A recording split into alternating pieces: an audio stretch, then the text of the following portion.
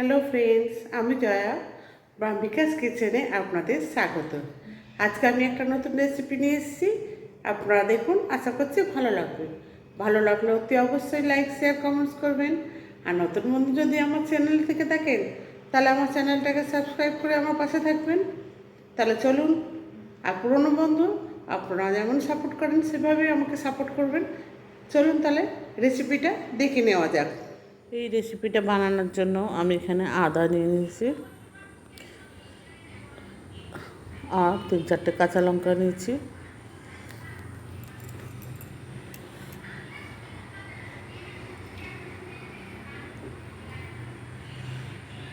আর নিয়েছি কিছুটা রসুন, মানে 4-5 কোয়া রসুনের টুকরো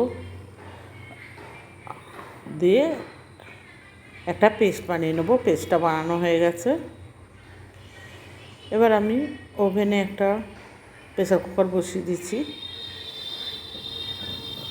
প্রেসার কুকারের মধ্যে আমি কিছুটা তেল দিয়ে দেবো, একদম খুবই অল্প তেল, 2 চামচের মতো তেল দিচ্ছি।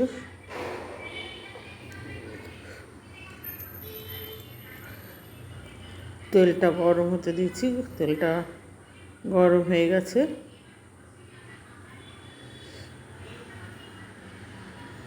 এবার আমি তেলের মধ্যে দিয়ে দেবো 2টো তেজপাতা আর কিছুটা গোটা গরম মশলা, যার মধ্যে 1টা লবঙ্গ, 1টা ছোটো এলাচ আর 2টো দারচিনি রয়েছে।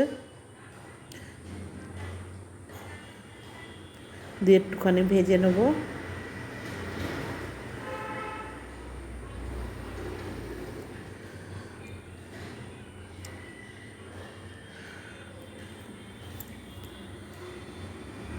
ভাজা হয়ে গেছে। এবার আমি এখানে দিয়ে দেবো 1 চামচের মতো, মানে 1 চামচ না, 1 চামচ থেকে একটু কম ঘি। ঘিটা অপশনাল, আপনারা দিতেও পারেন, নাও দিতে পারেন।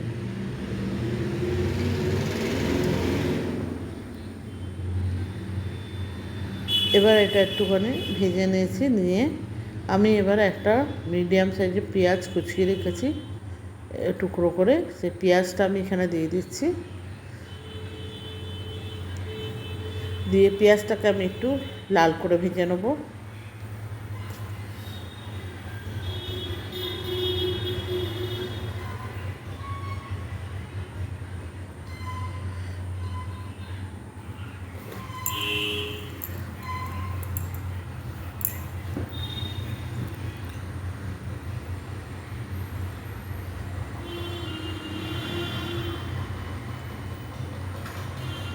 পেঁয়াজ, তেজপাতা, গোটা গরম মশলা ভাজা হয়ে গেছে। এবার যে আমি পেস্টটা বানিয়ে রেখেছিলাম সেই পেস্টটা আমি দিয়ে দিলাম। আদা, রসুন, কাঁচা লঙ্কা দিয়ে ভালো করে যে পেস্ট বানিয়েছিলাম সেটা দিয়ে দিলাম।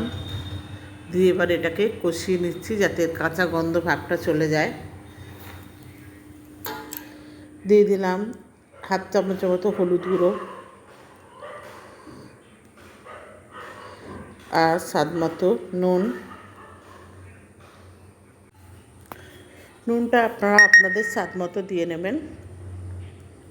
নতুন বন্ধু যদি কেউ থেকে থাকেন আমার চ্যানেলে, আমি আমার চ্যানেলটা সাবস্ক্রাইব করার জন্য অনুরোধ করলাম।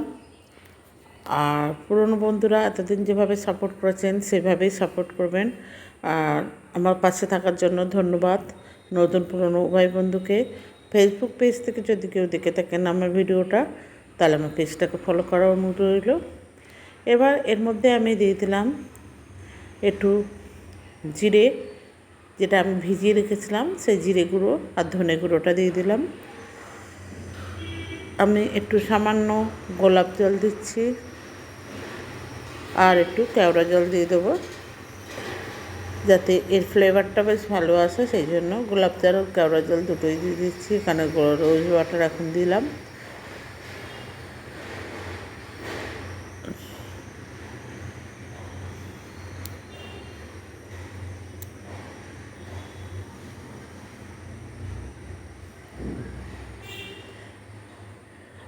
এবার দিয়ে দিচ্ছি একটু গরম মশলা বাটা গরম মশলা সেটা দিয়ে দিলাম, দিয়ে আমি এটাকে ভালো করে নেড়ে নিচ্ছি।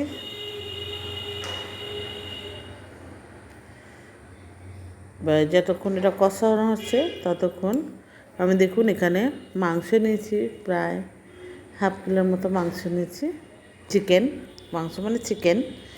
সেই চিকেনটা দেখুন এইভাবে কেটে নিয়েছি, আপনারা আপনাদের সাইজ মতো কেটে নেবেন। এবার আমি চিকেনগুলোকে ভালো করে ধুয়ে পরিষ্কার করে নিয়েছি। এবার আমি চিকেনগুলো প্রেসার কুকারের মধ্যে দিয়ে দিলাম।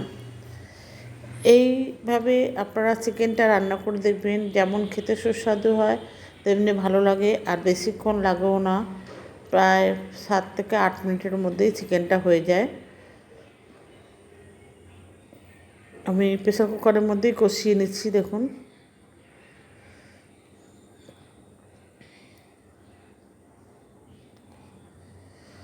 ভালো করে কষানো হয়ে এসছে,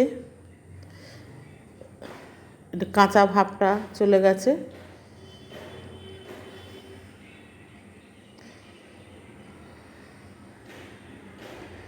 নতুন বন্ধুদের আবার বলছি, আমার চ্যানেলটাকে সাবস্ক্রাইব করে আমার পাশে থাকবেন এবং পাশে থাকা বেল আইকনটাও অতি অবশ্যই প্রেস করবেন, কারণ আমি যখন কোনো ভিডিও আপলোড করব সবার প্রথম আপনাদের কাছে পৌঁছায়। এবার আমি এখানে জল দিয়ে দিলাম, দিয়ে আমি এখানে একটা সিটি দেবো, আপনারা চাইলে 2টো সিটি দিতে পারেন, আমি এখানে একটাই সিটি দেবো। প্রেসার কুকারটা আমি ঢেকে দিচ্ছি, দিয়ে আমি একটা সিটি দিয়ে এটাকে দমে রেখে দেবো, মানে প্রেসারের মধ্যেই রেখে দেবো, হাওয়াটা কিন্তু আমি বার করব না। ঢাকনা দিয়ে আমি রেখে দিলাম। কিছুক্ষণ পর আমি ঢাকনাটা খুলব। ঢাকনাটা কিছুক্ষণ পর খুলে দেখুন আপনাদের দেখিয়ে দিচ্ছি কত সুন্দর কালার রয়েছে, ঝোলও হয়েছে। এবার আমি এখানে দিয়ে দেবো একটু মিঠা আতর, যাতে এটা সেন্টটা আরও ভালো আসে। আমার রেসিপিটা হয়ে গেছে, দেখুন কত সুন্দর হয়েছে।